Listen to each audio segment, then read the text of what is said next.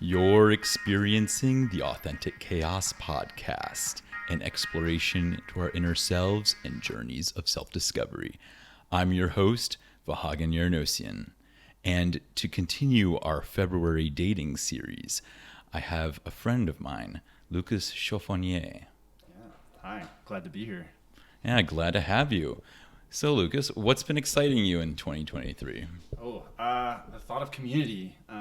So I'm working really hard to work on building community in Seattle and sort of solve this issue of Seattle freeze, especially since people our age are facing loneliness more and more. It's kind of awkward description, but like loneliness is sort of like this thing that's affecting a lot of us because of the pandemic that we're coming out of. It's causing more and more anxiety and depression among young people, especially since a lot of us moved around during the pandemic. And now we're kind of moving on from pandemic life and sort of kind of forgotten what it's like to socialize. And so building up that community, again, is kind of really exciting to me. I love that. I think community is like, obviously, humans have been built around communities since as long as we've been like a species, even probably before a species. So it's like really an innate part of the human experience. Oh, for sure. Yeah. And I think any community builder is definitely praiseworthy. Thanks. But so before we go too deep into like building community and dating especially, so you mentioned the Seattle freeze, and I would like you to define that, not just for the listeners who maybe aren't familiar with the Seattle freeze, but also for those who are, because I've heard various definitions. Yeah. And I feel like you've thought about this for a while. My initial reaction to that question was going to be the Seattle freeze is, I think, different to everyone. You can ask people, what is the Seattle freeze? And they'll say, oh, it's people are just unfriendly, or it's just like people are very cold. But I've also asked other people, and the Seattle freeze is more like, oh, you go and talk to someone and you say hi and you seem very friendly, and then you try and engage with that person, and then you never hear from them again, and they sort of iced you out. But to me, I think the Seattle freeze is a myth. I don't think it's a real thing. I think that a lot of people move here thinking about the Seattle freeze and that it's a thing, and they sort of perpetuate this idea. And I think going into making friends or exploring your social community with that kind of view sort of puts the Seattle freeze on yourself. And so I think if people were to just like assume that didn't exist, and they went and they just talked with someone and had a normal conversation, they'd find that it's a lot easier to make friends here than you would think. So.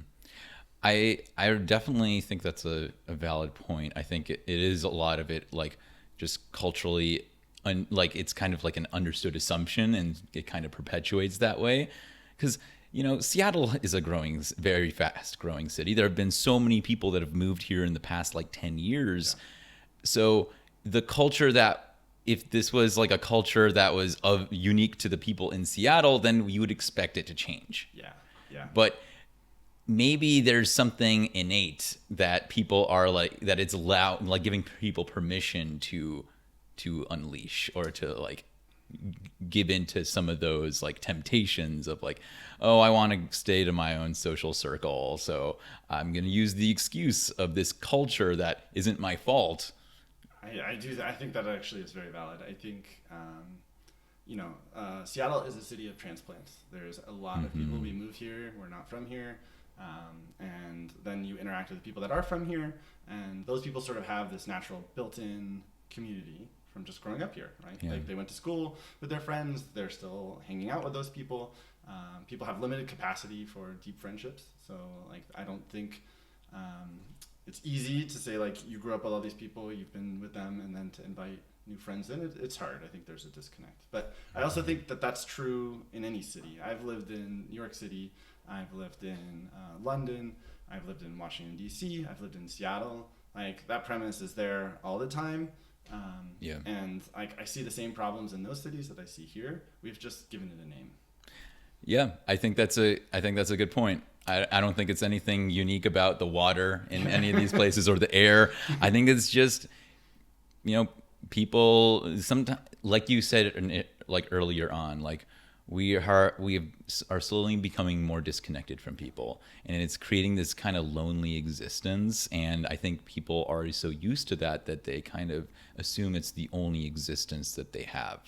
Oh, for sure. And I think it's hard to go from like just sitting in at home watching TV, being all cozy, and then having to put yourself out there and remember how to interact with people, how to have your self-confidence when you're talking to strangers. It's not easy to adapt. No, certainly not. But like, so you have this community that you've built, the Seattle Social Club. Yep. And I imagine you've gone through trials and tribulations to like try to understand how to make things work. So let's talk about that. What are some of your philosophies on building this community? Oh, for sure. So a little bit about the community, I guess. Last year, I had lived here for a year. I had joined a lot of social groups through Meetup and all that stuff. And I found that like those are effective, but they're highly interest based. It's always like, we're a group of people that like to hike. We're a group of people that like to party. We're a group of people that like to rock climb, all that kind of stuff. And I am super ADHD. I have lots of hobbies, and I don't like to do the same thing over and over. So I like to vary kind of the groups that I'm in. Yeah. And it was really hard for me to find friends that were interested in sort of a lot of different things. And then also through working in these groups, I heard a lot of like, it's so hard to meet people in this city. I really want to meet people, both in dating and in friendship. And in my head, I was just thinking like, I keep hearing this over and over, and like, you can't have this many people that seem to be good people saying all of this, and then also say that Seattle's unfriendly. So like, yeah, right. Like those are kind of opposites. So I think it's just a matter of putting people in the room, give them the reason to show up, give them a reason that is not necessarily based around a common interest, but just like, we're here to meet people and see what happens. So in my community building, I focus on two pillars. I focus on friendship, I focus on dating. And what I try and do is focus it on an event where you're just having fun with a group of strangers. So like, I do board game nights. I do things like speed friending, speed dating. These are like focused activities that people can show up. They can focus on whatever the event is and get introduced to all these new people. So it's a matter of just getting people in the room together that are looking and are open for these friendships or these dates. And just seeing what builds from there. So. Yeah. That makes sense. So I want to focus more on the dating aspect of it. So do you feel like when people say that they are, it's hard to meet people, is it just in the friendship context, or do they also feel that way in the dating context? Definitely in the dating context, if more so. I hear a lot of things about the dating world in general. I hear a lot of it about the dating world in Seattle in particular. We're a city that is focused on a lot of tech companies. And people don't want to date a lot of people from those companies for whatever reason. And so there's a lot of sort of preconceived notions that I sometimes think are a little bit invalid. So I think that's a roadblock. As a former tech company employee, like I totally get it. I've had people like roll their eyes at me when I told them that I worked for Amazon. And I've had many women that I've dated who are like, who kind of, when they got to know me, were like, I can't really see you being that tech bro, but like. Yeah, I have the same experience. I work in tech. Yeah, right? I don't talk about it a lot. So people are surprised. I don't, and that's the thing. I don't talk about my job, my work either, because it's not really a big part of who I am. And I suspect similar with you. Oh, absolutely. It's so I can pay for my hobbies. That's it. Yeah. So I think there are good people out there that work for these companies, but like there's this sort of overwhelming belief that like I want to avoid those kind of people. So I think that's one thing. I think everyone's on the dating apps these days because it's like, how do you get through a pandemic where you can't go out and meet people? Well, you meet people through the dating apps. Well, people were meeting people through the dating apps before the pandemic too. They were, but I think during the pandemic, it really kind of skyrocketed. I don't have numbers for that, so I could be totally wrong. But I mean, it sounds Yeah. reasonable, but like I don't have numbers on that either. Yeah. I know that I had been using like the dating apps before the pandemic, like back in 2015, 2014, 2015, and then again after the pandemic. So I guess I may have seen some slight differences in like how the dating world changed a bit. Yeah. And I have actually noticed some differences even in the short period from the pandemic to now. Yeah, for sure. Yeah, I think in general, like people were used to meeting people in the real world and on the dating apps, and now we're shifting more towards the dating apps. Or the opposite, where people are shifting away from dating apps and only want to do stuff in person. I feel like there was a period like maybe like early last year up until summer where everyone wanted to meet in person, and that was the place to meet. But then I feel like something shifted, at least in Seattle, at least from my limited experience, where like people started to, and maybe it's because like it started to get fall, and people around here are definitely very weather dependent. Yeah, for sure.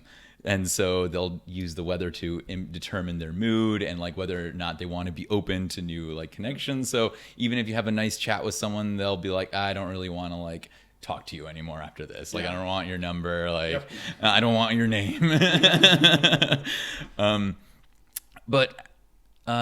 So how do you melt the freeze? Oh, that's a hard question. How do you melt the freeze?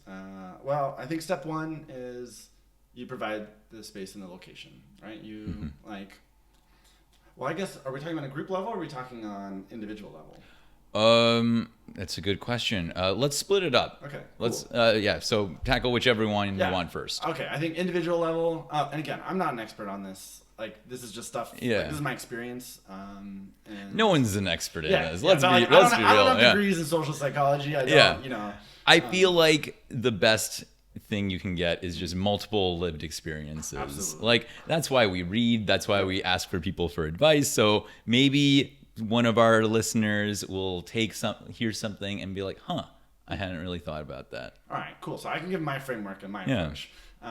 So I think step one is pretend like the freeze doesn't exist. Go into every interaction as if this is a stranger, this is someone who may be open to connection, they may not, right? Like, everyone is in a different state of mind. Everyone's going through different things. You might just hit someone on a bad day when they're not up for it. So approach your interactions as if Seattle freeze doesn't exist and the person is open for connection. Then, start with like I like to test this out on strangers. So when I'm walking down the street, I'll say hello to people sometimes, and sometimes you get kind of like a weird look. Other times, people are like, oh, thanks, same to you. Or like at the grocery store, I'll always be like, have a great day. Like, hope it's a great one. And like what I find funny about that, like moving here especially, was that like when I started doing that, people were always surprised. Oh yeah. Like yes. What? One, they're surprised that you're a stranger even talking to them. Two, they're probably surprised that you're wishing them goodwill. No, exactly. And I'm just like, okay, that tells me that there is maybe something people are not used to here. Yeah. But you'd be surprised at how open and receptive people are by starting with something like that. So I think that's definitely one thing. Start with like small interactions, small things. Not every social interaction has to lead somewhere. Like definitely divorce yourself from the outcome for sure. Yeah. And that's true in meeting people or dating, anything. Divorce yourself from the outcome. So you'd be surprised. I'll say like, hey, have a great day. And I'll say like, how was your day? To like, just, I'll use an example of like, I go to PCC all the time and there's the self-checkout stuff. And there's a stand right next to the person who's just standing there all day and they always look bored. So I'm always like, oh, how was your day? Just starting that conversation. That's great. And they will just like, some people will just be like, oh, it's great, whatever.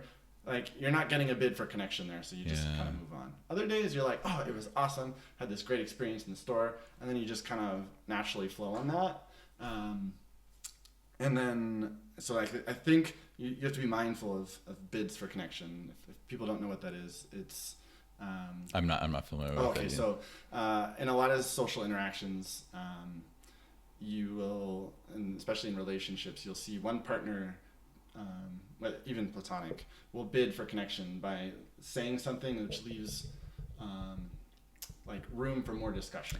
Right? Okay. And then the other person either has the choice to take the bid or reject the bid. And so they take the bid means you continue the conversation and you follow up. Sure. Continue it. Otherwise, you just leave it hanging, and that just signals I'm not up for connection. Yeah. And so just put out bids for connection with random people. Doesn't matter who. They could. I think that's great advice. Because I have a few friends who are like so like down on dating, and at this point in their lives, they're like, you know what, I don't want to make the effort anymore. I want like them to make the effort. But if you're not putting out that bid, how are they to know that you even want to interact with them? Exactly. It's like I don't have any studies to back this up, but I think that the foundation of any social relationship is on these bids. Like, you can't start one, you can't continue one. Like, if you are friends with someone and you stop putting out bids, then they're going to stop putting out bids, and that friendship dies. Yeah, it's like, you don't start from nothing. Like, someone has to start the conversation. Open, right? Yeah. I was listening to a dating podcast, and they talk about like two strategies that people use when you're out in the world trying to meet people. Mm-hmm. One is you're at a coffee shop and you're sitting there, and there's someone next to you, and you have to go to the bathroom, so you ask someone, can you watch my laptop? Mm-hmm. And then you go away, and then a lot of people, depending on who you are, whether you're the person sitting or you're the person coming back, you'll make a joke and say like, oh, I hope no one tried to steal my stuff. And the person sitting might just be like, no, that's cool. And you'll be like, all right, thanks for watching my stuff. Continue on. Or they'll be like, oh man, yeah, these ninjas came in and they were like, I have to fight them off. Like, that's a bid for connection. Like, you just continue and you sort of banter a little bit, and that continues that interaction. Or you're at a bar and go ahead. Sorry. I talk a lot, so feel free to interrupt. I was gonna say, and it's not just like the words you say; it's also a lot of body language. Absolutely. And I think like, I don't want to say aura, but like kind of the vibe you give off. Like, people can read that, and like, for sure. Like, I have people now like who just like we're walking together, or like we'll be crossing paths and we'll just start a conversation just because I seem like someone approachable, and we'll chat and like we'll get to know each other a little bit, and we'll never talk to each other again, and that's okay. Not every relationship is going to last forever. Some will be just a passing glance. Some will be like deep friendships. Some might give you some really great advice on the street. For sure. The point is, like, keep yourself open to like the possibilities. And it's not just the words you use. Like, eye contact is a big thing. Just like passing like glances at a bar can sometimes be enough to start that's the bid there. That's the primo bid. It's eye contact that lasts a little longer than it should, right? That's the signal. And like, I think showing interest is a huge bid. For like, sure. If you're like with the coffee shop example, ask your neighbor, what are you drinking? Yeah, or what's good here, or those kind of things are great openers. And again, it might not go anywhere. The person just might not be into it, and they'll say, you know what? It's okay if it doesn't go anywhere. They don't owe you anything. Yeah, exactly. But if they do accept the bid, then that's something. That means something. It does, and you work with it. And again, even if the bid is accepted, it might not go anywhere. This is why you divorce yourself from the outcome. Yeah. Because like, the more tied you are to an outcome, this goes back to your aura thing.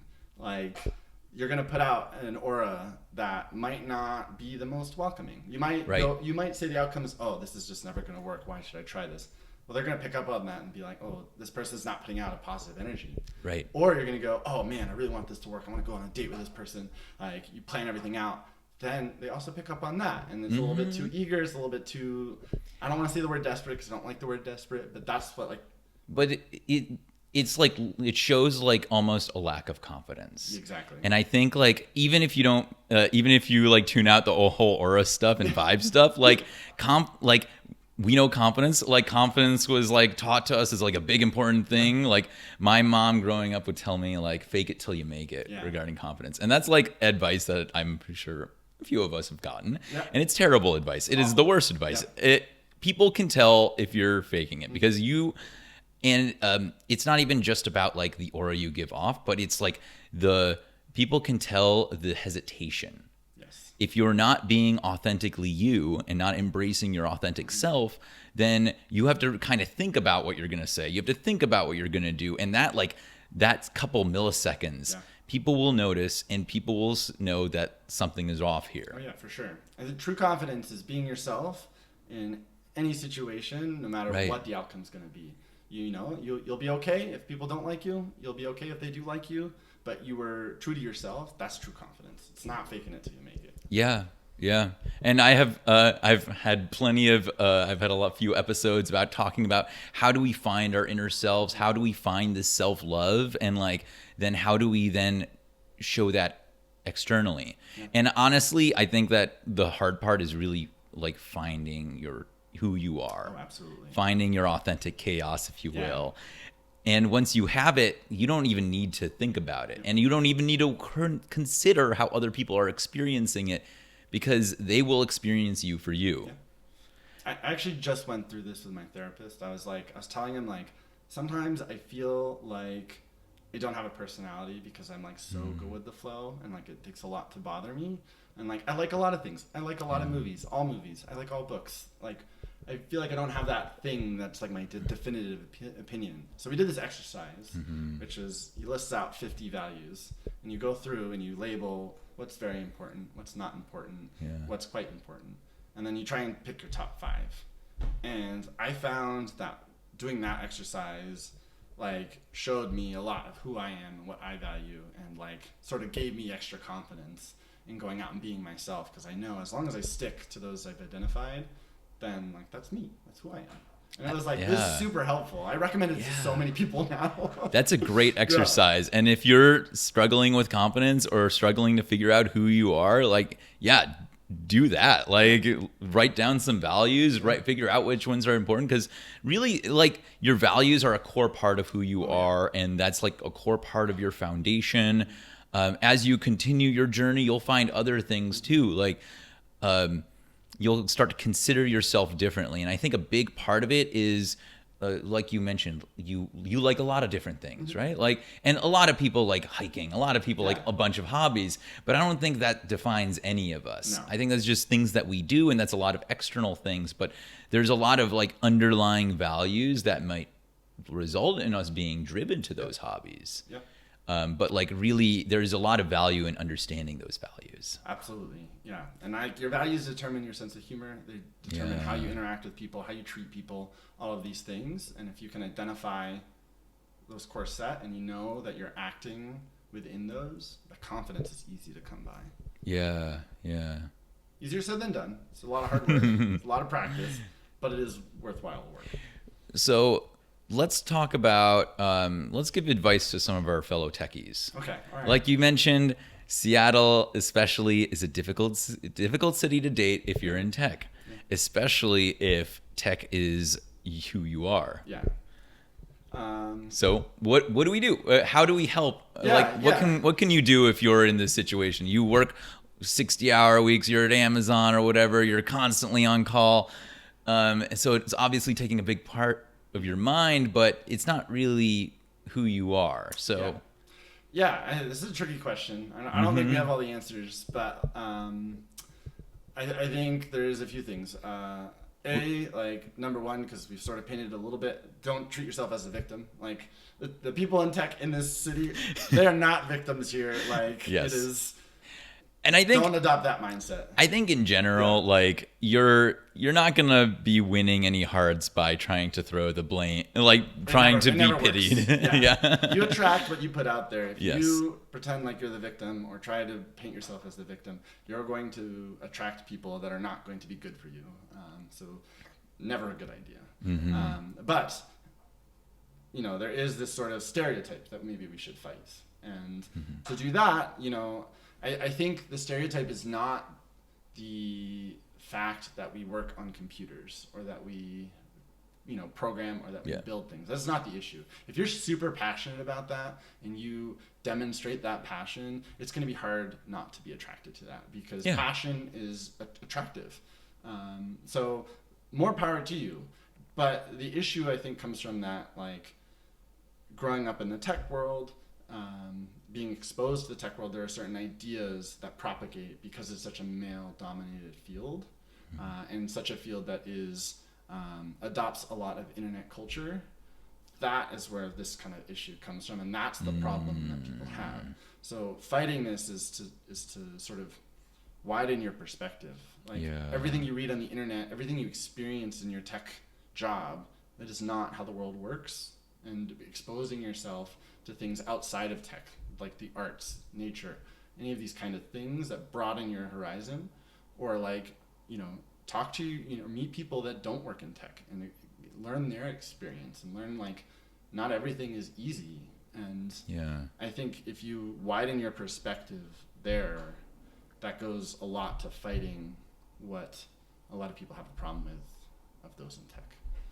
This is kind of vague, but no, I think that's the thing. I think there's some. I mean, I think there's some like specific action items there, like you said, like broadening your horizon. Like, it's good to be passionate, and like I know many people in tech who are super passionate, but I also know that some of them get super passionate, maybe about things that are too niche. Oh, absolutely. People love to take sides in tech and like sort of be like, this editor is better than this editor, or this program, like those kind of things. That's not going to help anyone.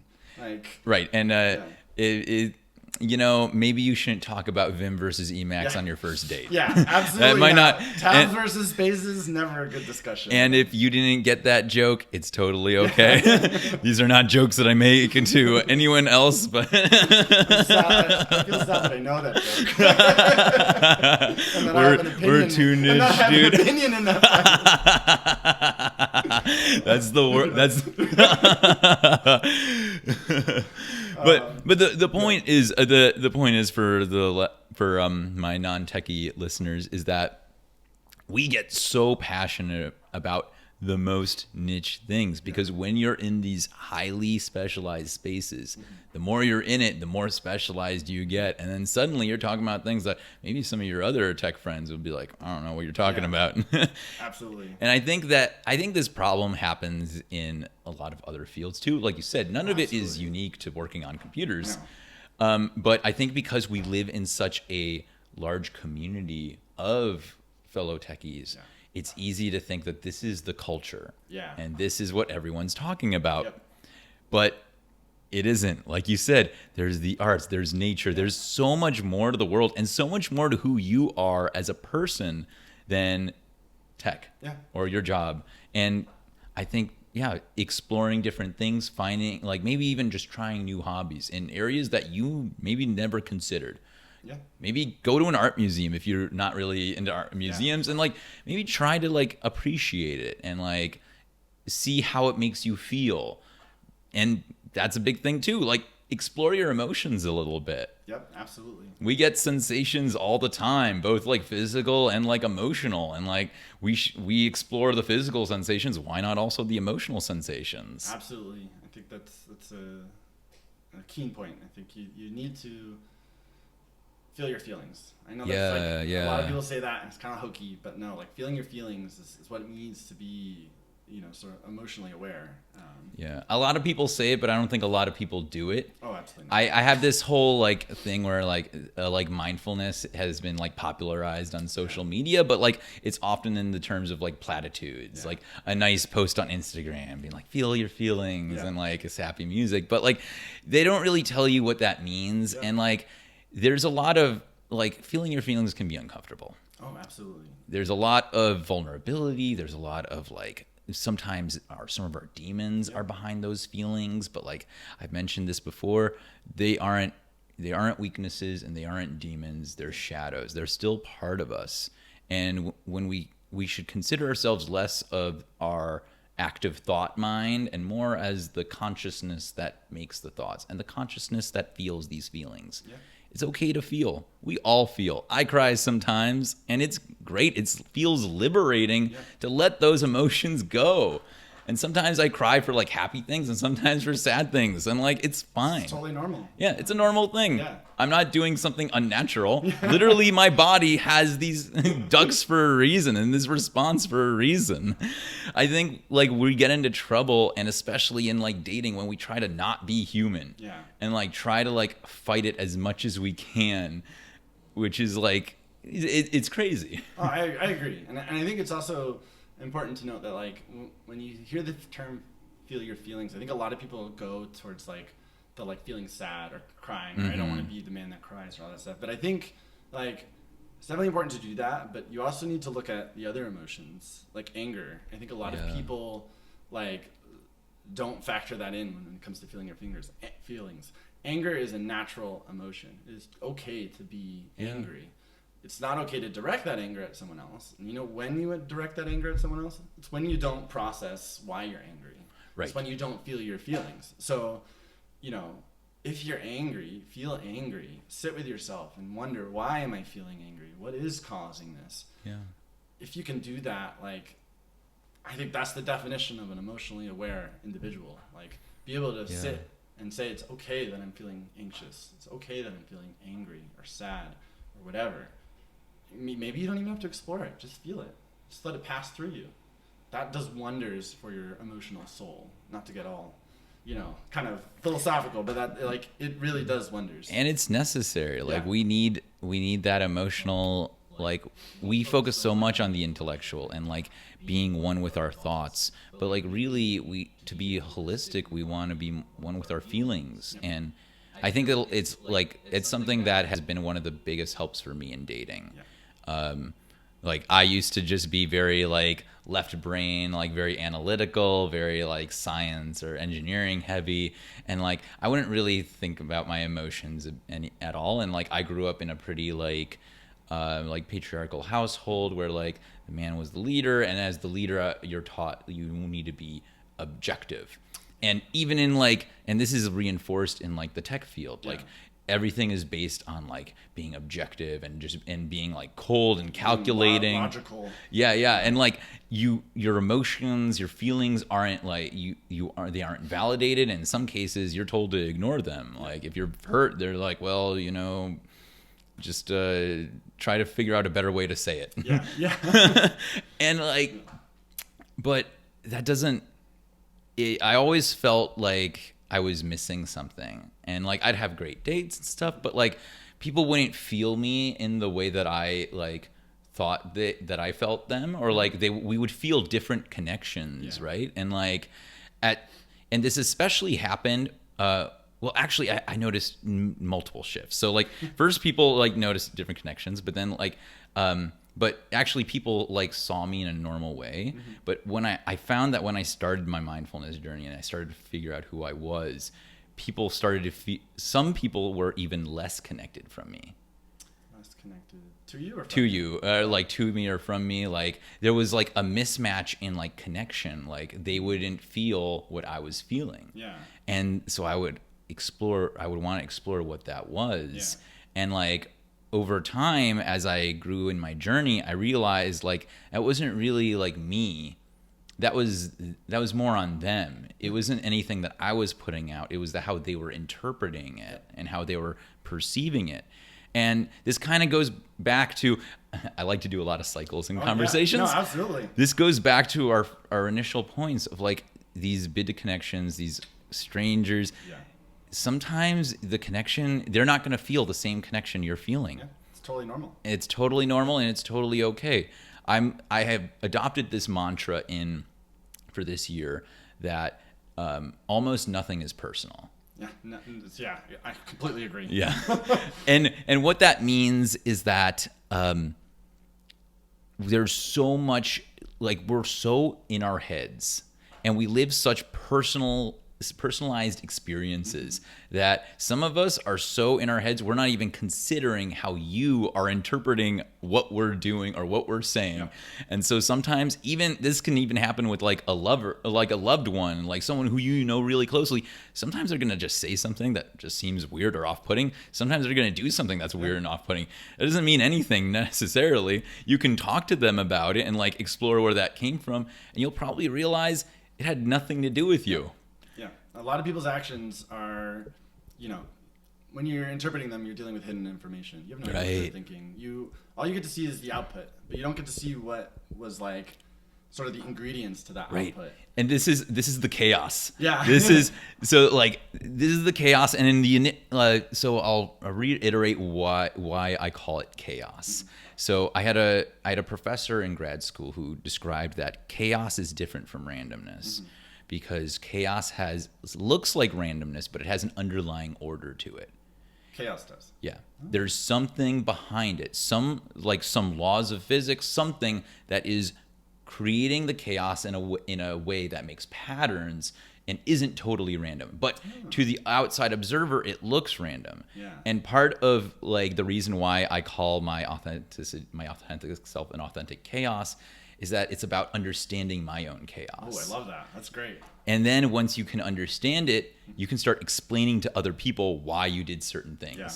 And that is super valuable in building trust in a relationship. It's super valuable in building like a sense of security and vulnerability, and like just a lovely space that people want to be in. Yeah. And when people want to be in your space, you will naturally attract people. Absolutely.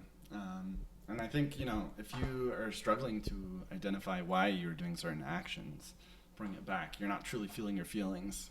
Once you feel your feelings, you can understand what feelings made you do something and why you reacted in a certain way. And then you can, like you said, explain it to others. And then you that communication sort of prevents a lot of trouble that people have in relationships and communication breaking down. So yeah. And if this is something that you're interested in exploring and like how to better understand yourself, but like we mentioned, like it's good to like try to be aware and try to like look into some of the reasons why you're feeling the way you're feeling. But if that is too painful, I highly encourage you to seek out a professional, seek out therapy. It helped me. It sounds like it's helping you out for sure.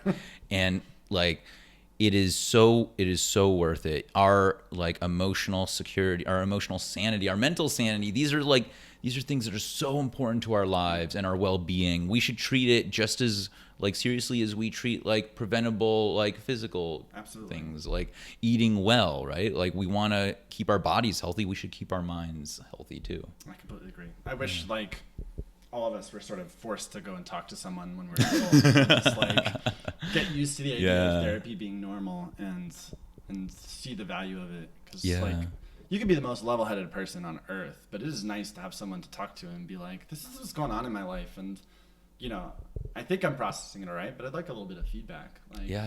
Life can be crazy. Like there's so much stuff going on in our lives. We've got like work complications, we've got family complications, we've got like relationships, we've got hobbies, we've got all these things. And then there's like the world around us. There's like crazy news all the time, pandemics, wars, like literally within the last couple of years, like there's so much fear and insecurity and instability. And I think that is additionally driving some of the loneliness that you like have been reflecting on. For sure. So I want to go back. So I want to talk about some of the things that your Seattle Social Club is doing. Cool. Yeah. Specifically around like speed dating. Yeah. And I feel like, so you've been running several speed dating events, and I feel like you have this unique position of seeing like dating on an aggregate level at the higher level. Yeah. Have you noted? So have you made any observations on like interactions, maybe even in speed dating or otherwise?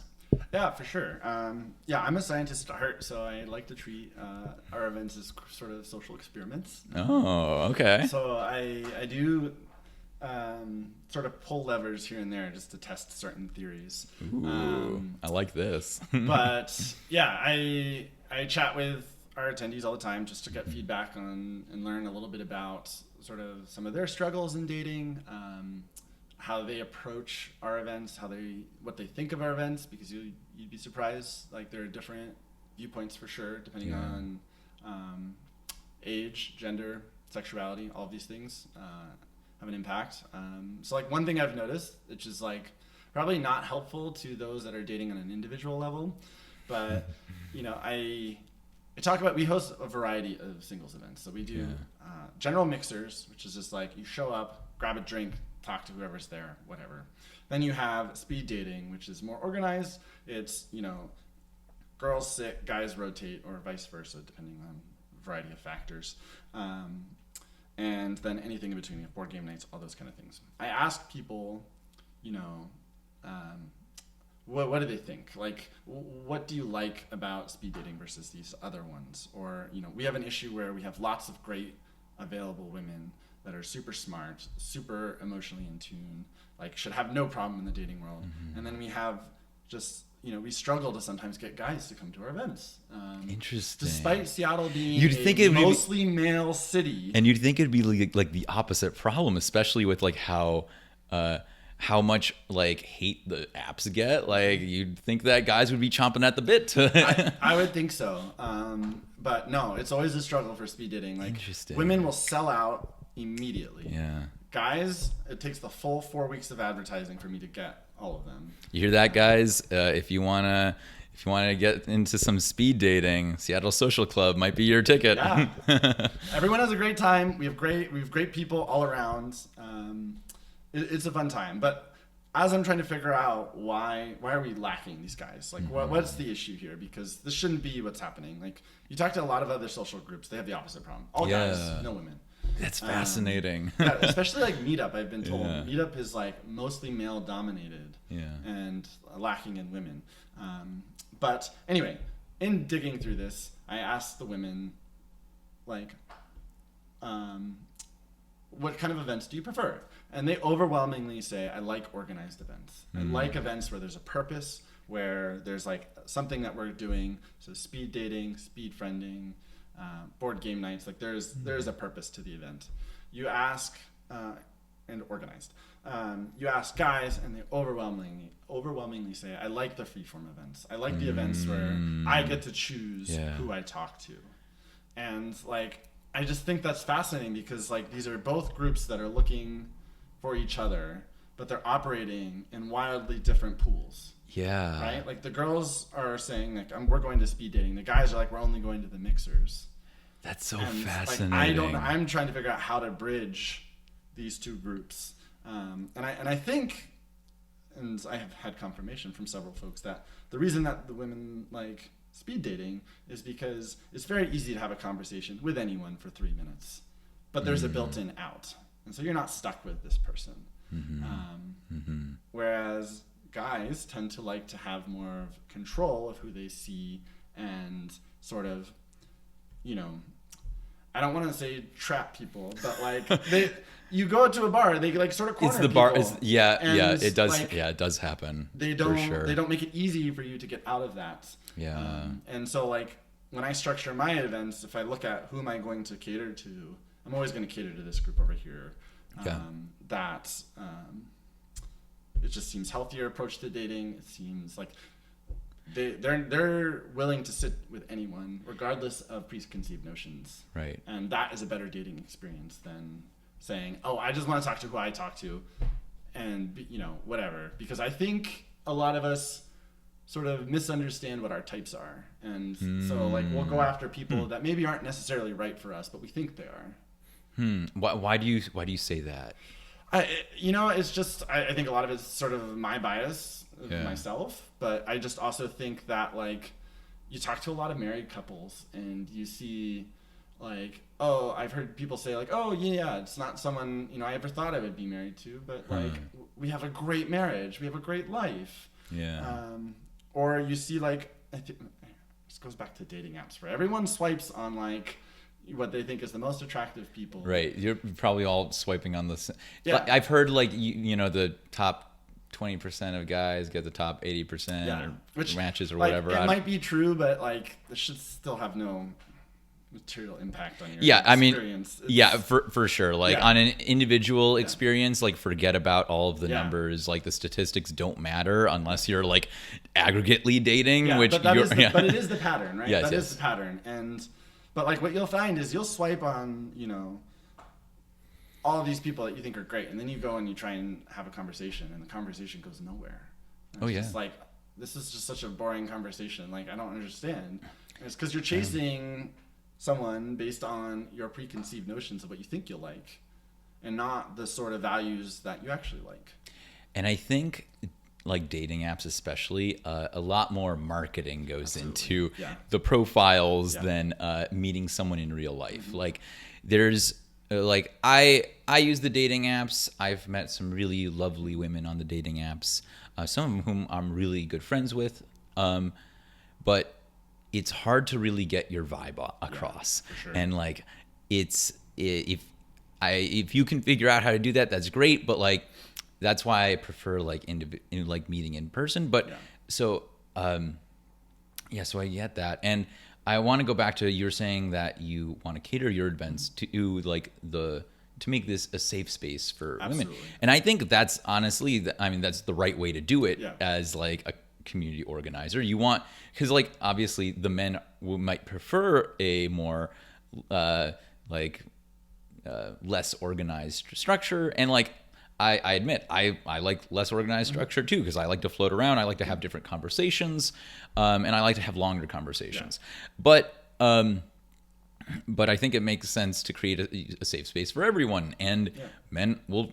Like, I'm fine with speed dating if that's the vibe that we're going with. I mean, a safe space for women is a safe space for men. Yes. A safe space for men is not necessarily a safe space for women. And it comes down to the power imbalance that like our society ends up having, where men do have like a bit of more power over women. And that's just what, unfortunately, that's how things are. We're not like totally even. And like, I think I've seen a lot of my friends who kind of play into that dynamic by talking about like how much they make, or like the wrong approach.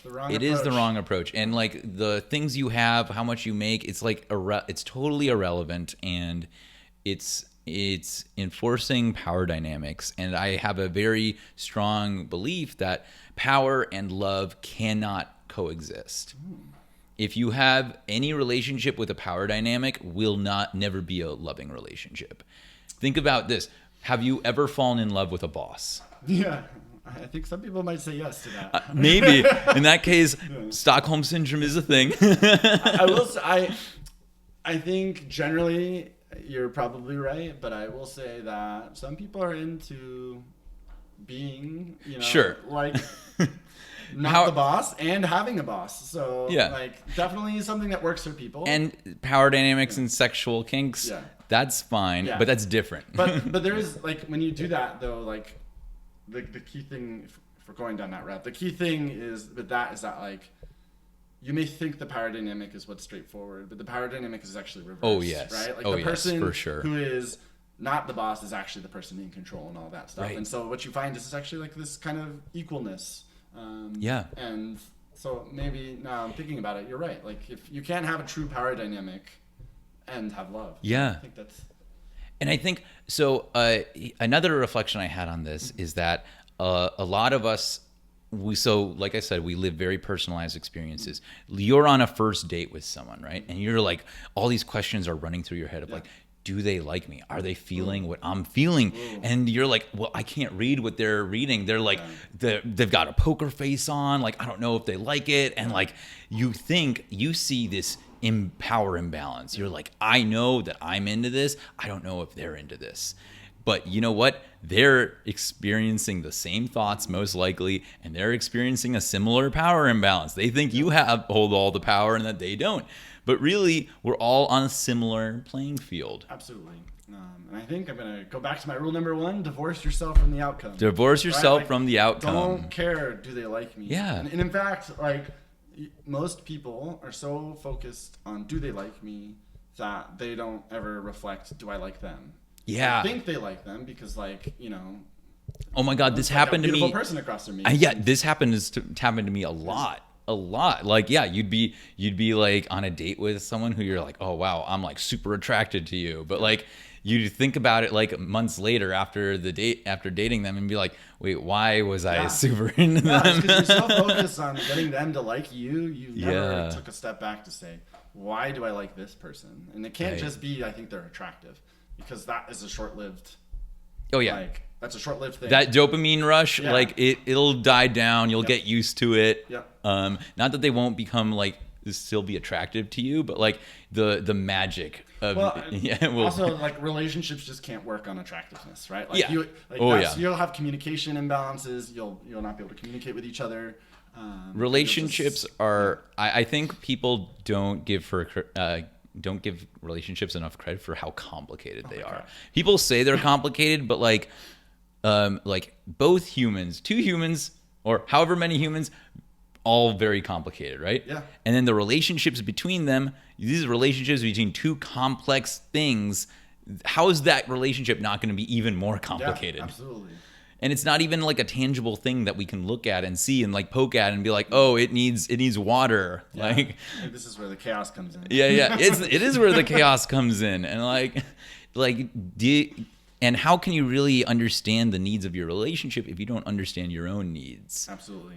And that's why we're going to circle back, like understanding yourself, like becoming more comfortable with your emotions and feeling your feelings will go a long way in helping you have better dating experiences and have more successful relationships and successful relationships.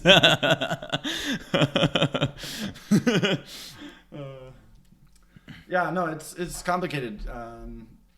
I can tell you that, from speed dating at least, I can give you advice on the individual dates. Yeah, let's do it. So, I like to talk to people that attend my events, and I like to just learn all about them, all about their experience. And overwhelmingly, what I hear is like people approach the dates, like when you're dating in a series where you're seeing like one person, then the next person, then the next person, then the next person.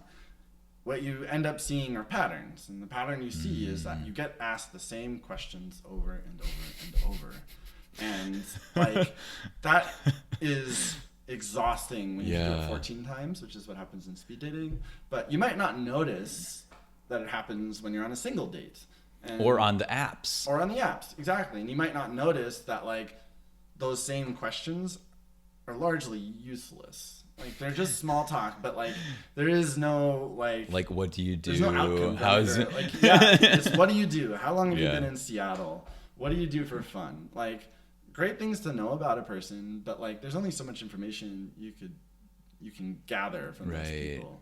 And so like approach it where you want to get to know the person on a deeper level. Like, don't jump right into the deep questions and like start exploring traumas and all that. That's like no one needs to do that. That's sometimes you can do that on a first date, but that's only approach it if you are very confident in your own vibes and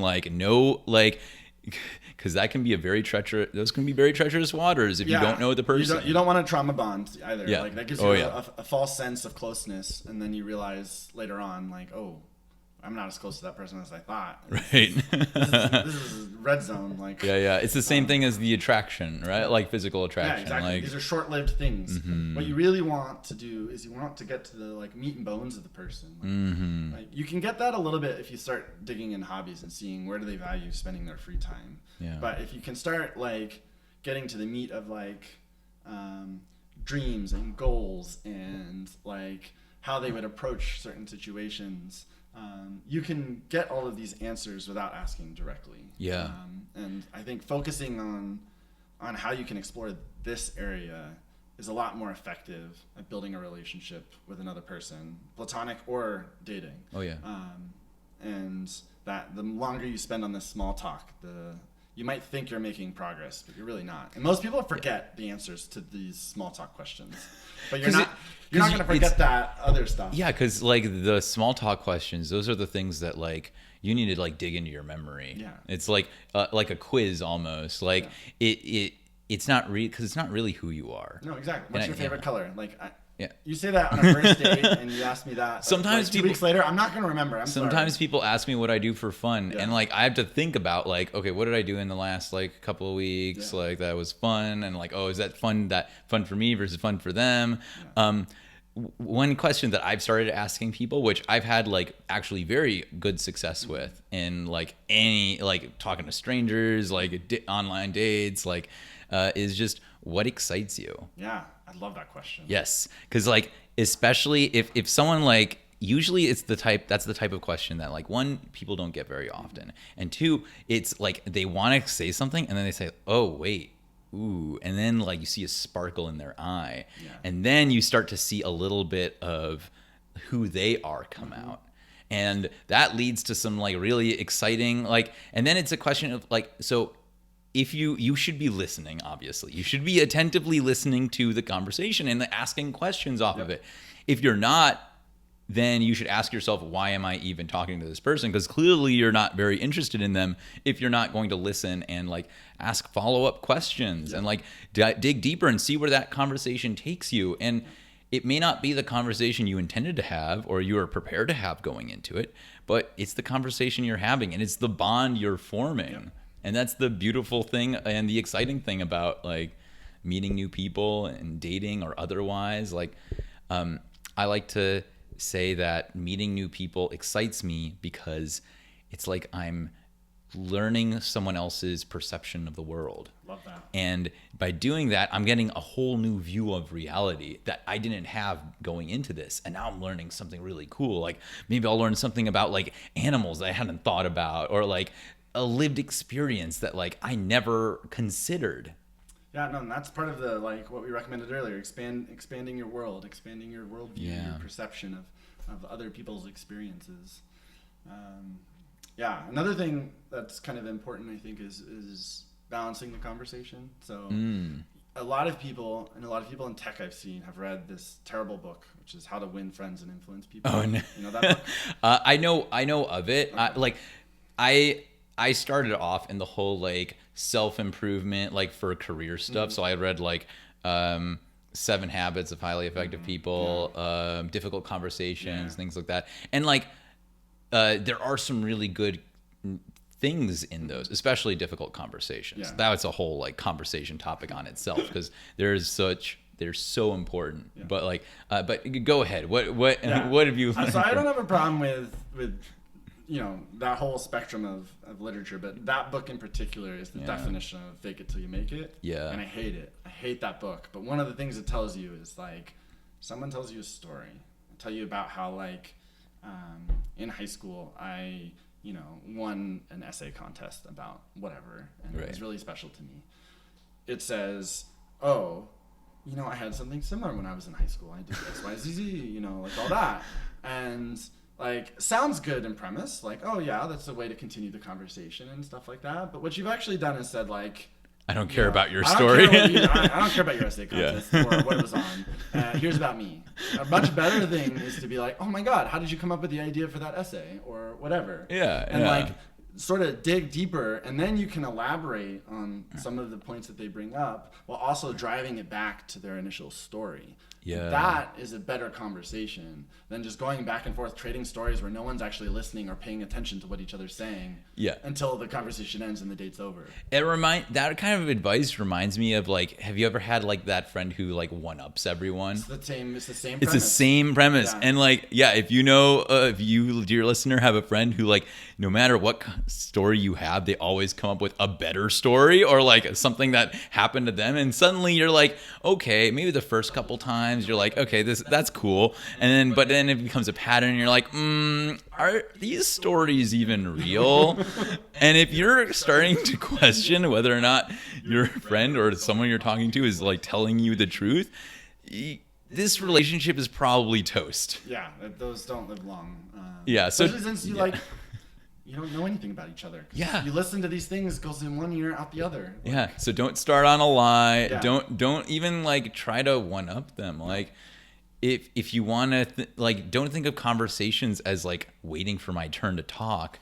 Like it's a journey you're both taking and like you're exchanging ideas, but like part of that was listening, I think, is one of the best things you can do for yourself and for them. Like when I listen to someone's story, like I'm learning about their lived experience and I'm like building a richer lived experience for myself through that lived experience. Absolutely. Yeah, I think that's the right approach. Yeah. So that's a big one. Another one, back to balancing conversation though, is I went on a date 2 weeks ago. And we were How'd it go? It's not that it went bad. I just Yeah. not gonna elaborate. And there were all these other couples around the room, and we were watching them trying to making up stories about what was going on. I love that game. Yeah, it's so much fun. Yes. You're probably way off, but it's still fun. But one thing we did look at was we were playing a game of is she into him or not? Ooh. Which is also a really fun game. And what I noticed on every single 5 dates, every single one of them, the guy is just sitting there chatting away, and the girl is kind of either like this, really enamored, or just kind of waiting just till he finishes or gives space, and the space never comes, and just listening. Yeah. And I'm like, I was shocked. I was because you don't get to see how other people date, right? You don't get your experience versus the person you're across from. Yeah. You don't get feedback from an observer. Yeah, and I was just sitting there and I was like, is this how other people are dating out here? They're just sitting and chatting and not realizing that the other person is just either really bored or just tuned out. And so give room for people to sort of speak. Give room for your bids that you're giving out. But what if you don't even notice it? That's the hard part. You got to be more aware. You have to be aware. Yeah, that's a key. That's a key. Be aware of the space you're taking up. Exactly. Both the physical space, the emotional space, the conversation space. This isn't. You want both in the relationship. You want a little of them, a little of you. Yeah. It's a balance, right? Absolutely. Like you're saying, you're finding that balance. Yeah, and that's so balance key. The conversation for sure. And again, if you do any of these things, don't be hard on yourself that you've done this or you've been here. That's the worst thing you can do is when you overly judge yourself. Yeah. All you have to remember is that tomorrow is a new day. I have a new experience. I can do differently than I did before and learn from it. And a lot of this stuff is just this is how we were raised, right? All of your experience comes from your actions come from your past experience, what you've lived through. Yeah. A lot of us were raised to be the person talking, be the person that is commanding the room and stuff like that. And especially in the US, through just culture, you see a lot of men being taught to be okay, you have to be in command. Yeah. You have to control the date, you have to control the conversation, but that's not how anything works. And like I said, power dynamics not good. Let's avoid power dynamics in these burgeoning relationships. And also just for the men who like to talk, and I love to talk. That's why I started a podcast, really. I just love talking. Same. Literally same. But even then, we know that talking so much and just being thrown a wall of text can get very, very boring. And you start to just zone out, and then you're hey, your date's not paying any attention to you anymore. You can talk, you can waste all that energy, and it is going nowhere. So and it's exhausting sometimes. I'm sure viewers of my podcast sometimes get a little bored of my long-winded monologues. And you know what? That's why I try to keep my conversations to my monologues to at most 20 minutes. Yeah, that's the ideal conversation or monologue length. Yeah, exactly. It's science. Yeah. You're a scientist. Yeah. But the point is how boring it is to hear a lecture. Yeah. So don't give a lecture. Yeah. And I think one of the best ways to sort of fight this feeling of you're talking all the time in the dating scenario is back again to the concept of you are not trying to impress the other person. You are trying to learn about the other person. Mm-hmm. You cannot learn about another person if you are just talking at them. Yeah. So in order to learn about another person, whether you are into that person, whether you like them, you need to get more information from them. So you need to ask them questions. You need to hear about their life experience. And if you go in with that mindset, you're going to find that the conversation will just naturally sort of balance out because they're trying to get to know you. Mm-hmm. You're trying to get to know them. So there's going to be this give and take of questions back and forth. And that leads to a better conversation rather than you saying, be impressed by me. Here's a 20-minute monologue. And it's so much more fun. Absolutely. And I've been reflecting a while back that dating, I've started viewing dating and just meeting new people as play. And with in play, there isn't necessarily a goal. You are curiously exploring the unknown and like having these fun little interactions. Yeah. And like it doesn't have to be just flirting, but flirting is a part of it. But like just having conversations, making jokes, like listening, asking questions, like just like treating meeting new people and dating especially less as a competition, less as work, and more like a fun. You're playing something with. You're having a fun play date with a potential friend. Yeah, and I think approaching dating as if it's play, and like one of the number one advice I give people is like, especially in speed dating, is like go into speed dating with zero expectations. Yeah. Zero expectations. And try to have fun. And just have fun. Exactly. Yeah. Tell jokes, you know? Yeah. Play games. Do all that kind of stuff. It's just fun. People like fun. People feel good having fun. If you have fun with another person, they're going to feel good with you, and they're going to associate you with fun. Yeah. And then things kind of just go from there. And it's not something that you can easily fake. Mm-hmm. So you definitely have to actually want to have that fun. Yeah. And if you don't want to have fun with another person, then you should definitely ask yourself, why do you even want to meet people or date in the first place? Like maybe you have something else that it should be taking a higher priority. Maybe your mind is telling you you have some emotional needs that you need to address before you start even exploring relationships. Absolutely. You might want to focus on yourself and figure that kind of stuff out before going off and trying to manage yours and another person's experience. And like you said, there's no shame in this. Like absolutely not. If you've done any of these things in the past that like we've talked about as like behaviors we want to avoid, it's okay. We've all done it. Like I've definitely been guilty of this in the past. The past is done. We can't change it, but we can forgive ourselves for it. And we can be aware of what we've done, and we can be aware of how we are, and we can work within those parameters and maybe change if we're lucky. But awareness is the first step. Oh, absolutely. I struggled with a lot of this really up until like end of last year even. Like, I've done a lot of work alongside that before that, but even towards the end of last year I was like, oh, I have not fully really worked through some of these issues, and I need to take a step back.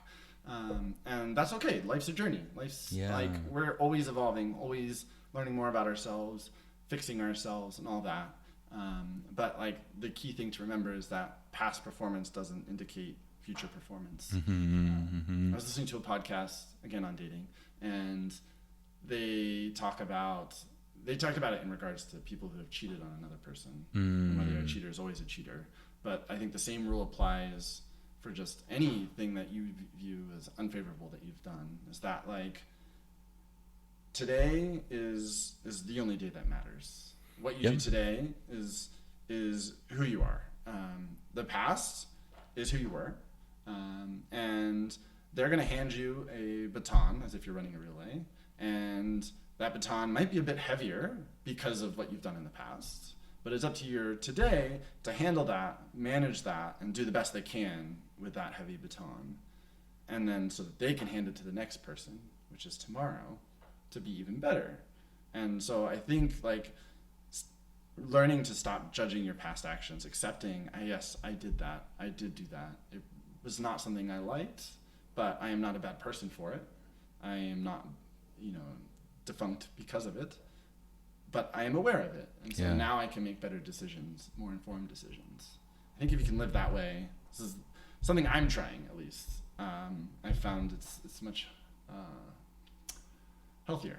And I kind of want to get a tattoo of a little like baton running guy on my wrist just to remind me. It's living in the present. Yes. It's a big aspect of mindfulness, and especially Buddhism. Like the past is gone, the future might never come. Yep.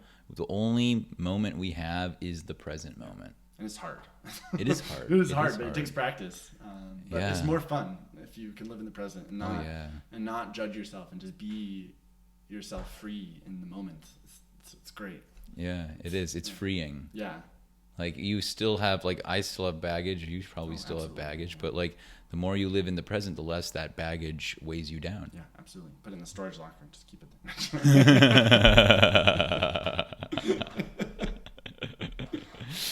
there. Well, We've been talking for about an hour now. Oh, wow. That's quick. Yeah, I know it goes fast. Do you have any concluding thoughts that you'd like to share? I do want to throw one more piece of advice out that Please is a little do. bit controversial. Okay. So we've talked a lot about guys and how their approach to dating is sometimes less than ideal. But something I noticed, because I run the Instagram account for my social club, is I love to put out little prompts that just just to question people, get more information, so I can inform how I design my events and what I can do better. Which is a great idea. It's so much fun. Yeah. I learned so much. But when I was dealing with, I broke up with someone last year and was like thinking about how I lost myself in that sort of interaction. It wasn't a long interaction, but I sort of lost my agency. Yeah. What I learned is that a lot of people tend to have lists that are like, they have a list of their needs from a relationship. Not a lot of people have that list. A lot of people have a list of their ideal partner, though, and what they're looking for from a relationship. And that was revolutionary to me. I had never done that. Never thought of that. That's funny because like some of my one of my really good friends, she actually suggested that I create a list for my ideal partner, and I don't know. I don't think that's something I can ever do. I can focus on my needs, but I don't know. Continue. Yeah, no. So I put up 2 Instagram prompts. I said, how many of you have a list of your needs from a relationship? Which is the one that less people have. Not a lot of people responded. Overwhelmingly, it was women. Then I put, how many of you have a list of your ideal partner? And a lot of people have that. A surprising amount of people have that. And they're all women. Like one guy maybe responded, and then a few were like, oh, I should do that. And so I was like thinking about that, and I brought this up to my therapist, and I was like, I gotta share this data with you. I'm like super confused by it. Because like to me, like I think it is important to write that list once and then to never look at it again. And just to give you an idea of extra awareness of what you're looking for from a partner, totally fine. But what I ended up seeing is, then people sent me some stuff, was that like they would go home after a date and they would compare the person they just had a conversation with against their list and see like really? How many like a people, checklist. Yeah, like a checklist of how many did they kind of align with and all that. And I was just like, if you get like 80%, second I date. I don't know what the limit is. Like, I don't know if they made any decisions based off that, but they were actively. You've got to imagine that they probably like made some kind of decision off of it. I mean, at least observations. I think it biases your decision for sure. Oh, for sure, yeah. But you can't go through an interaction with someone and then go home and say like, do they match X, Y, Z? You know, those are those preconceived things again of like what you think you want. And I think it limits your ability to interact well with people that maybe are outside of your preconceived notions, but are really good for you. Yeah. And so, my advice there is just like, if you have one of those lists, don't treat it as a rule book. Treat it as like a source of awareness of like, I would like people that match this. I'm going to go look for someone who matches this in this area. But when you find the person, don't compare them to the list. Just identify, what do you like about that person? How do they make you feel? And then go from there. I think that's much more fair. I totally agree, because people are way more complicated than a list. And you may not understand everything that you want to look for in that list. So I think it's your ego getting in the way of your search for your soul. And we love to, this year is the year to starve your ego, to feed your soul. And so if you have a list like that, just put it away. And you know, one thing I was thinking about when you're describing this is that it's easier to judge other people and be aware of other people than it is to be aware of ourselves. Absolutely. And maybe we need to do a little bit deeper dives into our own emotional needs and like what we want out of a relationship, like what we need out of a romantic relationship. That's why that first list is so important. It's so important. That's the list that I advocate for, is knowing your needs from a relationship. Do they text me back reasonably? Or do they like to cuddle? Or do they like, satisfy? Do they affirm me? Do they support me? Like, are they going to be receptive to when we have conflict? Can we resolve conflicts like in a graceful way? Those are the things that's fair to judge. That's how they make you feel. And in the end, How they make you feel is going to be, I think, a good determiner of how successful of a relationship you'll have. And I think it's so important to write down these needs because you will realize, I realized I can use my other relationships to get some of those needs met. Yes. You can use your friends to help you to meet some emotional needs. Absolutely. And like, there are so many, like we should leverage our communities to make ourselves more fulfilled and happier people. Sure. Yeah. Yeah. Exactly. So I think that's excellent advice. Thank you so much, Lucas. Yeah, of course. Yeah. And once again, if you're in Seattle, it's the Seattle Social Club. Yep. I'll throw some details on the description. And Appreciate that. yeah, join in some of the events. They're pretty good times. Yeah, it's a lot of fun. Yeah, yeah. Well, thank you for being a part of this conversation. I think there was some great stuff for our listeners. And thank you for listening. And as always, embrace your chaos with kindness. Thank you and good night.